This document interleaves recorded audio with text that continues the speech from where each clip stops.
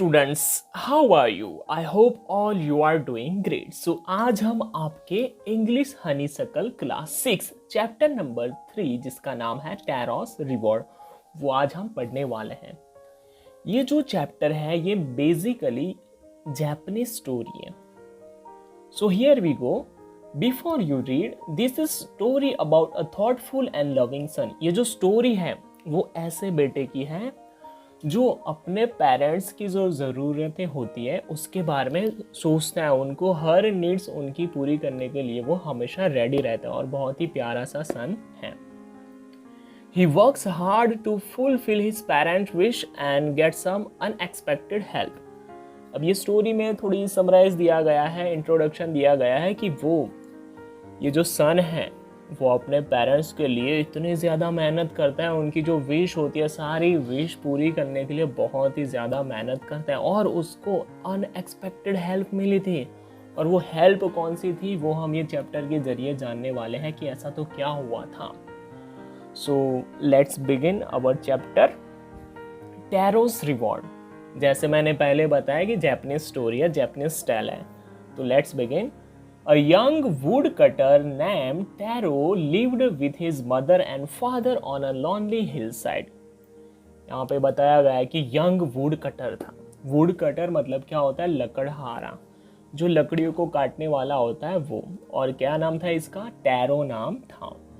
और वो अपने फादर एंड मदर के साथ लॉनली हिलसाइड, हिलसाइड मतलब क्या होता है? क्लोज टू हिल्स, बहुत सारे हिल्स होते हैं और वहाँ वो रहते थे। और ये जो हिल साइड थे वो बहुत ही ज़्यादा लॉनली थी।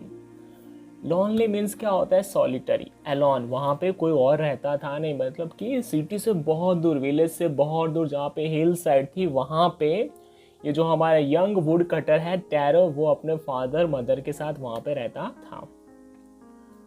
All day long he chopped would in the forest. तो यहाँ पे बताया गया है कि एवरीडे वो क्या करता था, उसकी एवरीडे की लाइफ के बारे में यहाँ पे डिस्क्राइब किया गया है कि एवरीडे वो क्या करता था? चॉप, चॉप मतलब कि काटना। क्या काटता था वो? जो वुड होता है, वो जो लकड़ी होती है वो काटता रहता था, क्योंकि वो वुड कटर था, ठीक है, फॉरेस्ट के अंदर। दो he worked very hard he earn very little money. दो मतलब कि भले ही वो जो वर्क था वो हद से ज़्यादा हार्ड करता था, बहुत मेहनत करता था, बट फिर भी वो ज़्यादा अर्निंग कर पा रहा था नहीं, ज़्यादा उसको पैसे मिलते थे नहीं जो भी वो कर रहा था उसमें। दिस मेड हिम सैड, और ये चीज़ उसको बहुत ही ज़्यादा दुखी कर देती थी। For he was thoughtful son and wanted to give his old parents everything they need. अब ये जो टैरो था वो बहुत ही ज़्यादा थॉटफुल सन था। थॉटफुल मतलब कि ऐसा पर्सन जो दूसरों की ज़रूरियात को पूरी करने के लिए ऑलवेज रेडी होता है, उनके बारे में सोचते रहता है कि उनकी नीड्स मुझे पूरी करनी है। तो वो क्या करता था? अपने पेरेंट्स की जो भी ज़रूरियात है वो पूरी करने के लिए ऑलवेज रेडी रहता था। उसके लिए ये इतना ज़्यादा हार्डवर्क करता था और उसके पेरेंट्स की हर ज़रूरतें उसको पूरी करनी थी। तो आप देख सकते हो कि कितना अपने पेरेंट्स को ऑबे करता है, पेरेंट्स के लिए कितना ज़्यादा सोचता है। तो हमें भी हमारे पेरेंट्स के लिए सोचना चाहिए कि उनके लिए हमें अच्छी अच्छी चीज़ें करनी चाहिए, उनकी जो विश है वो हमें पूरी करनी चाहिए। On the second paragraph, one evening when Taro and his parents were sitting in a corner of their hut. अब यहाँ पे एक दिन का इंसिडेंट बता रहे हैं, शाम का वक्त है और शाम के वक्त में टैरो और उसके जो पेरेंट्स हैं वो बैठे हैं हट के कॉर्नर में। हट मीन्स क्या होता है? वो जो रहते हैं जहाँ पे झोपड़ी है उनकी, वहाँ पे वो रह रहे हैं, उसके कॉर्नर पे वो तीनों बैठे हैं। शाम का वक्त है, याद रखना। फिर क्या होता है? अचानक a strong wind began to blow, तेज हवाएं वहां से होने लगी, बहने लगी। It whistle through the cracks of the hut and everyone felt very cold. Whistle through मतलब कि passed through with a whistling sound, मतलब कि जो क्रैक होते थे झोंपड़ी के वहां से अगर हवा जाएगी तो एक अलग ही साउंड प्रोड्यूस होगा हवा का। तो वो जो हवा का साउंड भी आ रहा था और उसकी वजह से सबको क्या फील होने लगा? कोल्ड, सबको ठंडी लगने लगी। कौन सब थे वहाँ पे? सिर्फ टैरो और उसकी मदर एंड फादर वहाँ पे हट में थे। उनको ठंडी लगने लगी क्योंकि बहुत तेज हवा बह रही है। फिर आगे देखते हैं। सडनली, सडनली मतलब होता है अचानक। टैरोस फादर से, टैरो के फादर ने बोला, I wish I had a cup of sake. अब यहाँ पे टैरो के फादर ने बोला कि मुझे विश है कि अभी मुझे साके पीने मिले। साके क्या है? साके अ पॉपुलर जापानीज ड्रिंक है। वो जापानीज की पॉपुलर ड्रिंक है जिससे क्या होता है, it would warm me and do my old heart good. ये जो साके पीने से ठंड के मौसम में हम क्या रहते हैं, वार्म रहते हैं, और वो बहुत ही ज़्यादा टेस्टी होती है। तो बहुत ही ज़्यादा पॉपुलर है जापान के अंदर साके ड्रिंक।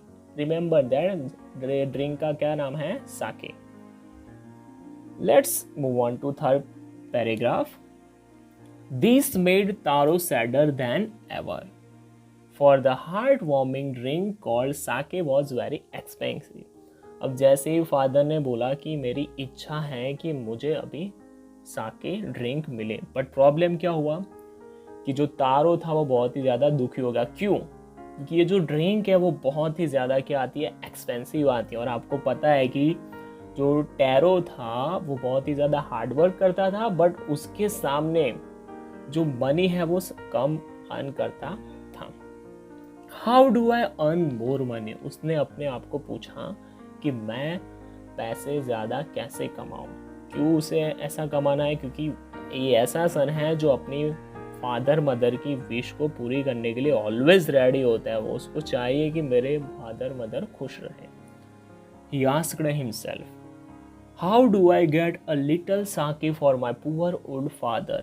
उसने अपने आप को पूछा कि कैसे थोड़ा सा साके मुझे मिल जाए कहीं से, जो मेरे जो पुअर ओल्ड फादर है उनके लिए, जिससे वो खुश हो जाए। He decided to work harder than before। अब ये जो टैरो है इसने डिसाइड कर लिया कि अब वो पहले से भी ज़्यादा हार्ड वर्क करेगा।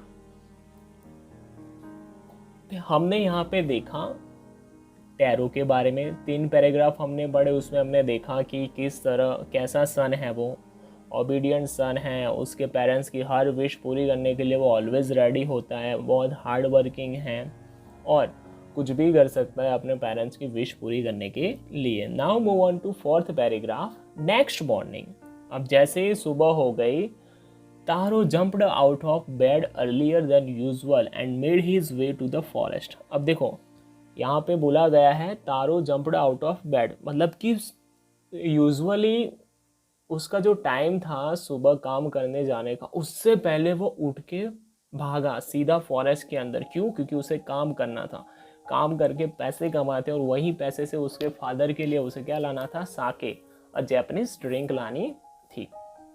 हुआ क्या आगे देखते हैं। He chopped and cut as the sun climbed। उसने जो लकड़ियाँ थी उसको काटा,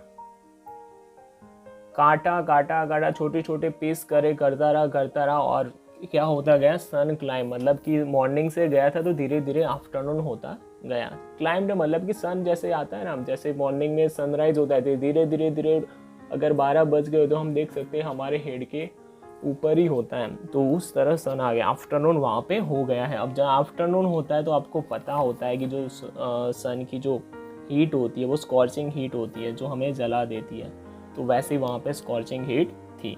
तो स्कॉर्चिंग हीट की वजह से वहाँ पे क्या हुआ वो हम देखते हैं। And soon he was so warm that he had take off his jacket. अब देखो धूप ज़्यादा आ रही थी तो इतने ज़्यादा वार्म हो गया था वो कि उसको अपना जैकेट था उसको उतारना पड़ा। टेक ऑफ मतलब कि रिमूविंग क्लोथ, उसका जो जैकेट था उसने वो उतार दिया। हिज माउथ वॉज ड्राई, उसका जो माउथ था वो विदाउट वाटर क्या हो गया था? सूख गया था। And his face was wet with sweat, पसीने से उसका जो पूरा फेस था वो वेट था, मतलब पूरा गीला हो गया था। स्वेटी आप देख सकते हो, जब भी आपको पसीना होता है आपने देखा होगा कैसा आपका फेस हो जाता है, पूरी तरह वेट हो जाता है। फिर my poor old father he thought if only he was as warm as I. वो सोच रहा है कि मेरे फादर अगर वो भी मेरी तरह इतने वार्म होते तो साके की कोई ज़रूरत पड़ती नहीं, क्योंकि उसके जो फादर हैं उनको बहुत ही ठंड लग रही थी और साके पीने से जो जापानीज ड्रिंक्स है उससे क्या होगा, वो वार्म फील होंगे. And with that, he began to chop even faster, thinking of the extra money he must earn to buy the sake to warm the old man's bones.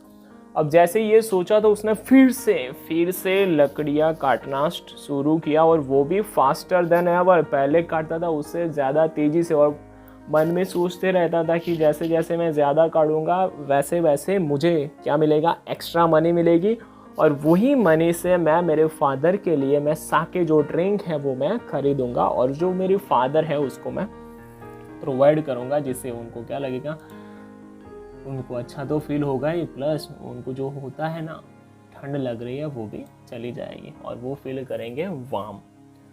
Let's move on to 5th paragraph. तो यहाँ पे लिखा गया है, then suddenly Taro stopped chopping. अब अचानक फिर से कुछ हुआ कि जो टैरो था उसने जो लकड़ियाँ काट रहा था वो काटते काटते रुक गया. What was the sound he heard? वहाँ पे एक साउंड आया, और वो साउंड कौन सा था? Could it be possible be rushing water? वो सोच रहा है कि ये जो साउंड है वो क्या पानी बह रहा है उसका आवाज़ है क्या? सोच रहा है हो सकता है. क्यों ऐसा सोचा कि हो सकता है? तारो could not remember ever saying of hearing a rushing stream in the part of the forest. तारो को जहाँ तक पता है कि जहाँ वो फॉरेस्ट में जाता था वहाँ पे ऐसी कोई जगह नहीं थी जहाँ पे जो पानी है वो बह रहा हो. तो वो सोचने लग गया कि ये जो पानी की आवाज़ आ रही है वो कहाँ से आ रही है. बट आवाज़ आ गई तो मतलब क्या करेगा, वही डायरेक्शन में वो जाएगा. ही वॉज थ्रस्टी मीन्स क्या होता है, प्यासा. जब हमें प्यास लगती है ना, दैट इज कॉल्ड थ्रस्टिंग. फिर the x dropped out of his hands and he rain the direction of the sound. अब उसने हाथ में जो एक्स थी जिससे वो काटता था लकड़ियाँ एंड ऑल, वो उसने अपने हाथ से नीचे ड्रॉप की और भागा. कहाँ भागा वो, जहाँ उसे जो साउंड आ रही थी पानी की उस डायरेक्शन के में चला. आगे देखते हैं फिर क्या हुआ. Tarot show a beautiful little waterfall hidden behind a rock. उसने देखा कि बहुत ही बढ़िया सा वाटरफॉल यहाँ पे गिर रहा है, और ये क्या है, एक रॉक के पीछे छुपा हुआ है, behind the rock. Kneeling at a place where the water flowed quietly. अब यहाँ पे क्या वाटर फ्लो हो रहा था, अभी से पता था उसे क्या लगी थी, प्यास लगी थी, बहुत ही ज़्यादा प्यासा था. थ्रस्टी मतलब मैंने जैसे आपको बताया वो क्या था, प्यासा था. तो उसने नीलिंग मतलब कि घुटना टेका कर वहाँ पे बैठ गया. और उसके बाद उसने क्या किया, he cupped a little in his hands and put it to his lips. Was it water? उसने अपने दोनों हाथ को ऐसे कप की तरह ज्वाइंट किए, और जैसे हम पानी पीते हैं ना विदाउट ग्लास, कहीं नल में से पीते हैं, अगर आपने ऐसा एक्सपीरियंस किया हो तो आपको पता होगा. तो उस तरह वो बैठा और पानी पीने लगा, टेस्ट आने लगा. फिर सोचने लगा कि वॉज इट वाटर, क्या ये पानी है, और वॉज इट साके, क्या ये साके हैं. He tasted it again and again. उसने बार बार इसको टेस्ट किया and always it was the delicious sake and instead of a cold water. उसने देखा कि अरे ये तो ठंडा पानी नहीं है, ये तो क्या है, साके हैं. अब यहाँ पे समझने वाली बात है कि जो साके हैं वो एक्सपेंसिव ड्रिंक है और उसको बनाया जाता है. बट यहाँ पे क्या हो रहा है, ये जो वाटरफॉल है उसमें से साके बह रहा है, ना कि कोल्ड वाटर. ये क्यों ऐसा, क्या हो गया ऐसा, वो हम चैप्टर खत्म होगा तब आपको पता चल जाएगा. Move on to 7th paragraph. यहाँ पे लिखा गया है कि Taro quickly filled the pitcher he had with him and hurried home. उसने क्या किया, जो उसके पास पिचर था, पिचर मीन्स क्या होता है, a pot usually made of mud. जो मिट्टी का जो मटका होता है वो मटका लेके आया था जिसमें वो पानी भरता है. तो उसने क्या किया, वो ही पिचर से वो जो पानी बह रहा था वाटरफॉल वो पूरा भर के वो सीधा चला गया घर. क्यों गया, क्योंकि ये तो साके हैं और साके तो एक्सपेंसिव ड्रिंक है. अब उसको किसको प्रोवाइड करना है ये साके, अपने फादर को, क्योंकि वो तो बहुत ही ज़्यादा उनको नीड थी इसकी. तो क्या होता है आगे, the old man was delighted with sake. अब ये जो ओल्ड मैन थे, उसके जो फादर थे, वो बहुत ही ज़्यादा डिलाइटेड, डिलाइटेड मीन्स क्या होता है, वेरी हैप्पी, बहुत ही ज़्यादा खुश हो गए जैसे उन्होंने साके पाया। After only one swallow of the liquid he stopped shivering and did a little dance in the middle of the floor। अब क्या हुआ, जैसे swallow means क्या, सिप, एक सिप लिया साके का, और वैसे ही जो उनके जो फादर है वो शिवरिंग मतलब कि जो शिवरिंग करते हैं, जैसे ठंड लगते हैं तो हम ऐसे कांपते रहते हैं, तो कांपना उनका बंद हो गया सिर्फ एक सिप से। और उसके बाद इसके फादर है, जो टैरो के फादर है, उन्होंने थोड़ा सा डांस किया, वो उनका जो मिडल ऑफ द फ्लोर था वहाँ पे, क्योंकि बहुत ही ज़्यादा खुश हो गए थे कि वाह, मुझे फाइनली साके पीने मिला। Move on to 8th paragraph. That afternoon a neighbour stopped by for a visit. अब वहीं आफ्टरनून में एक नेबर वहाँ जा रहा था और वहाँ पे आया, उन्होंने विजिट किया टैरो के जो घर है वहाँ पे, जो हट था वो। Taro's father politely offered her cup of the sake. अब जो टेरोस के फादर थे, उन्होंने जो नेबर था उनका, उनको ऑफर किया कि लो आप भी ड्रिंक करो साके, क्योंकि वो पूरा पीचर्स भर के लाया था। The lady drank it greedily and thanked the old man. Lady ने मतलब ग्रीडीली मतलब कि वो जो होता है ना कि मैं जल्दी जल्दी ख़त्म कर दूं, क्योंकि उसका टेस्ट ही ऐसा था। Greedily means as if a desire more and more, मतलब कि उसको ज़्यादा से ज़्यादा डिज़ायर था कि लाओ मैं पी लेते हूँ। उसने फटोफट पूरा कर लिया और उसने थैंक यू बोला ओल्ड मैन को। Then Taro told her the story of magic waterfall. और उसके बाद टैरो ने उनको बताया, जो आंटी आई थी उनके घर पे, उनको बताया पूरी स्टोरी कि ये वाटरफॉल के बारे में, कि मैं वहाँ पे गया, इस तरह मुझे ये मिला। Thanking them for the delicious drink and she left in a hurry. और वो आंटी थी, उन्होंने फटोफट उनको थैंक बोला और वहाँ से निकल गए घर से बाहर और चले गए। By the nightfall she had spread the story throughout the whole village. और जब तक रात होने आई, शाम तक तो पूरे गांव में आग की तरह ये न्यूज़ थी ना, जो टैरो ने बताई स्टोरी की, इस तरह मुझे साके प्रोवाइड हुआ, तो पूरे विलेज में ये स्प्रेड हो गए। शायद आंटी आज तक होंगे, हर जगह बात पहुंचा देते होंगे, क्या पता। बट ऐसे यूजुअली आदतें होती है, आपके आसपास भी देखो ना, कोई भी बात होती है वो कुछ ही मिनटों में हर जगह क्या हो जाती है, स्प्रेड हो जाती है। Move on to 9th paragraph. यहाँ पे लिखा गया है कि that evening there was a long procession of visitor to the woodcutter's house. अब जैसे ही सबको पता चला, वहीं शाम को सारे लोग, भीड़ वहाँ पे उनके घर पे जमा हो गई, जो गांव वाले थे वो। Each man heard the story of the water। सारे लोगों ने वो स्टोरी सुनी। एंड टूक अ सीप ऑफ अ साके। उन्होंने सब ने एक एक सीप लिया साके का। In less than an hour the pitcher was empty. और पूरा 1 घंटा भी नहीं हुआ था और ये जो पिचर था, पूरा जो भरा हुआ पॉट था साके से, वो पूरा हो गया, ख़त्म हो गया। 10th नंबर पे देखते हैं, मीन्स पैराग्राफ नंबर 10th, कि आगे क्या होता है इसके बाद। Next morning, Taro started for work even earlier than the morning before। अब next morning क्या हुआ, तारो ने सोचा कि अब मेरे को और ज़्यादा काम करना पड़ेगा, क्योंकि अब तो मिल रहा है साके। He carried with him the largest pitcher he owned। उसने अपने घर में जो सबसे बड़ा पिचर था, सबसे बड़ा पॉट था जो मिट्टी में से बना हुआ था, मटका, वो अपने साथ ले लिया। For he intended first of all to go to waterfall। उसने सोचा था कि सबसे पहले मैं जाऊंगा कहाँ पे, जहाँ पे वाटरफॉल है वहाँ से मैं साके पहले तो वो फील करूंगा, फिर घर आऊंगा, ऐसा उसने सोचा था। पर हुआ क्या, When he reached it, he found to his great surprise all his neighbors there। उसने वहाँ जाके देखा तो सारे उसके जो neighbors थे वहाँ पे ऑलरेडी थे। They were carrying pitchers, jars, buckets, anything they could find to hold the magic sake। उनके जितने भी neighbors थे कुछ ना कुछ उठा लाए थे जिसकी मदद से पानी को होल्ड कर सकते हैं। कोई pitchers लाया था, कोई बकेट लाया था, कोई jars लाए थे, सब लोग लेके आ गए थे कि आज तो हम यहाँ से लेके जाएंगे वाटरफॉल के पास से। Then one villager knelt and held his mouth under the waterfall to drink, और एक विलेजर था जैसे उसने घुटने टेका कर बैठा, अपने दोनों हाथों से पानी टेस्ट करना स्टार्ट किया। He drank again and he shouted angrily, उसने पानी पिया, बार बार टेस्ट किया और चिल्लाया जोर से, वाटर, ये तो क्या है, पानी है, नथिंग बट वाटर, ये तो कुछ नहीं है, सिर्फ पानी है। Others also tried but there was no sake only cold, सब ने ट्राई किया बट वहां पे वाटरफॉल सिर्फ कोल्ड वाटर था, साके था नहीं। तो अब आगे क्या होगा देखते हैं। विलेजर्स ने बोला कि we have been tricked, shouted the villagers, villagers ने बोला कि हमारे साथ धोखा हुआ है, हमें मूर्ख बनाया गया है। वेयर इज टैरो, कि टैरो कहाँ है। Let us drown him in this waterfall, चलो इसको हम इस वाटरफॉल के अंदर डुबा देते हैं।